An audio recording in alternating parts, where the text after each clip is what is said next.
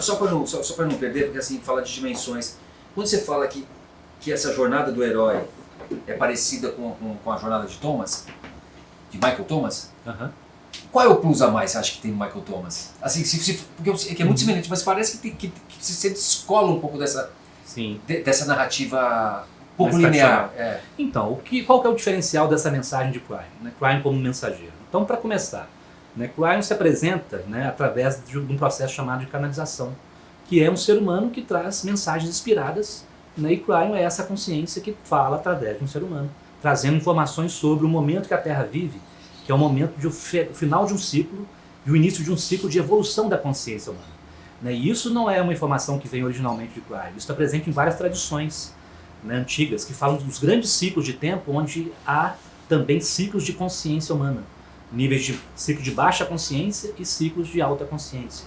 Isso tem tudo a ver com astrologia, movimentos dos astros, né? Sim.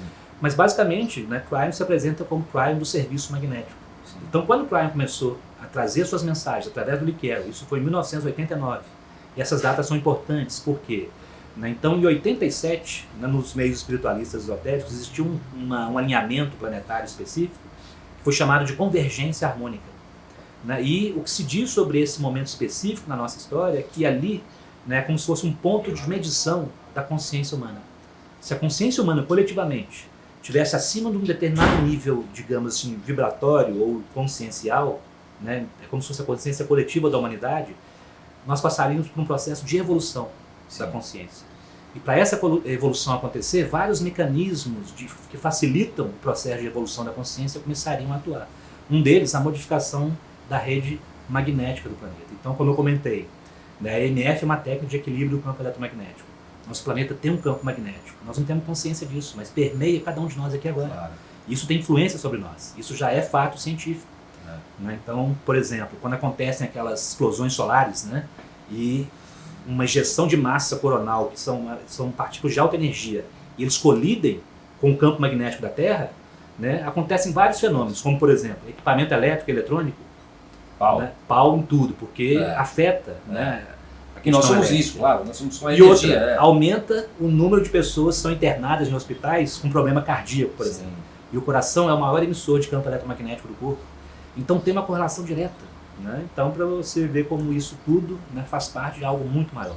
Mas enfim, então o diferencial, ele fala que agora a gente está entrando numa nova energia. Ele usa esse termo para falar esse novo ciclo que a humanidade entrou.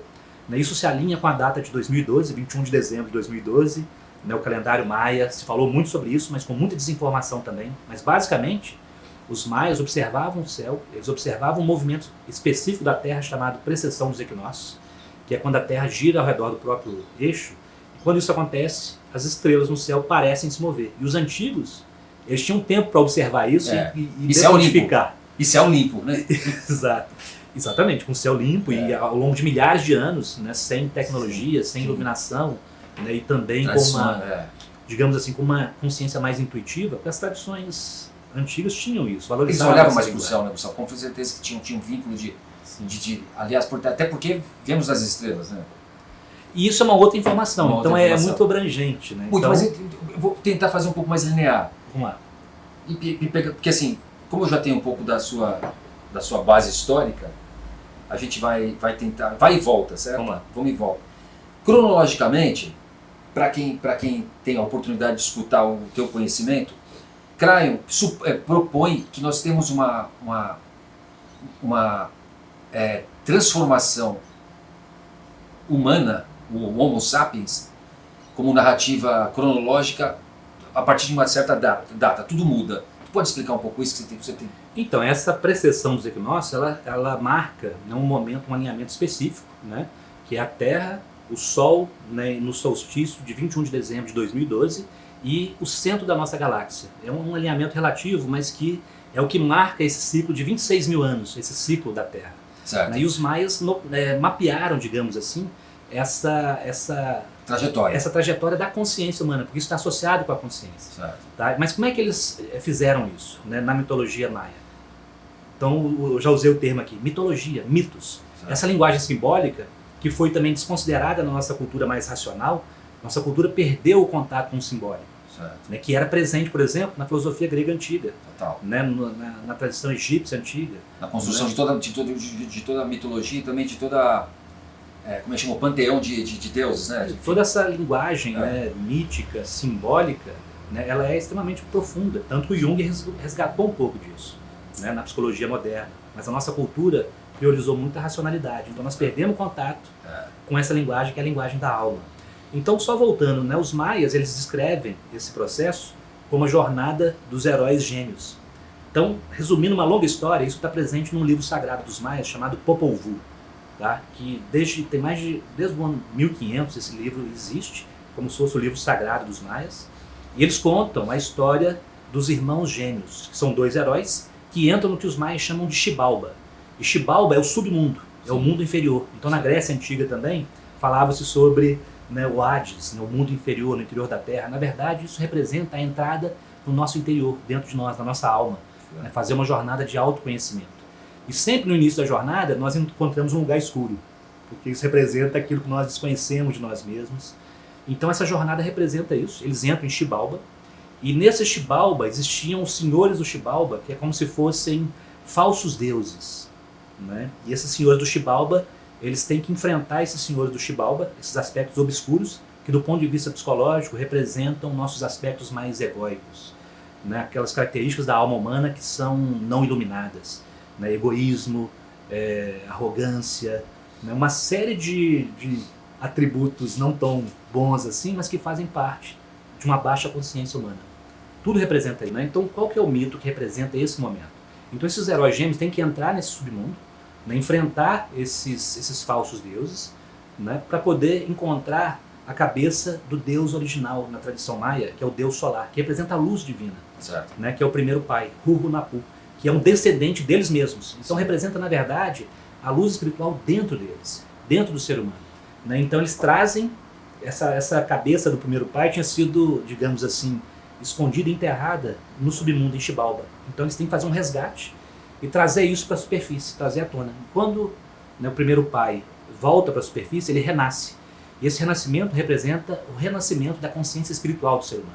É o eu espiritual, né, vencendo ou se sobrepondo ao eu egoísta, o eu pequeno, nosso eu, né, personalidade. Porque nós somos tudo isso ao mesmo tempo.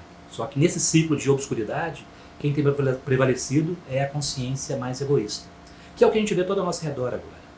Porque a gente está no momento de que a luz começa a vir à tona, no mito é essa luz solar, começa a brilhar, começa a sair, né, dessas trevas. E então o que acontece no nível da consciência, coletivamente, é que tudo que é obscuro, todos esses falsos deuses, né, arrogância, corrupção, né, o que a gente vê pululando ao nosso redor, né, começa a se mostrar. Sim. E é isso que a humanidade precisa transformar para entrar num novo ciclo da humanidade, que é uma humanidade simbolicamente é chamada uma era de ouro.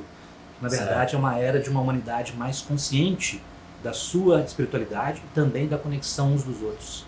Quando você começa a expandir a consciência, você começa a perceber que o outro, ele não é separado de você, né?